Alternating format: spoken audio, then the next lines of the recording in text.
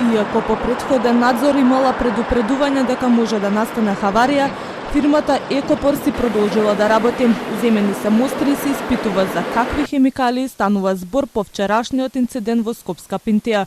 Во меѓувреме, градот Скопје ја казни компанијата со 45.000 евра и 1 месец забрана за работа.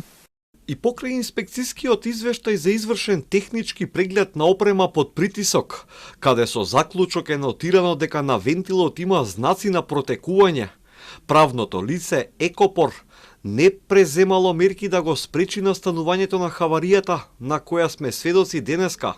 За овој објект, кој е под надлежност на општина Кисела Вода, апелираме до општината да постапи во рамки на своите надлежности, како и до ресорното министерство, со цел соодветно санкционирање на правното лице кое ја предизвика хаваријата. Иако прозван, градоначалникот вели постапиле иако не било во нивна надлежност.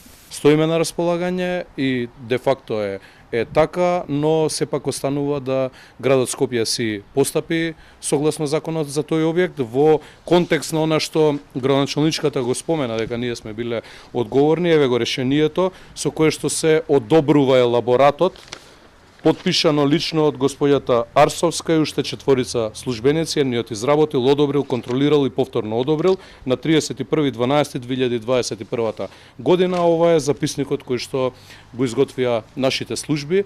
Во населбата Пинтија во Кисела Вода, вчера од резервоар на објект на приватна компанија за производство на стиропор, изграден во внатрешноста на населеното место, се излеале хемикалии користени во производствениот процес.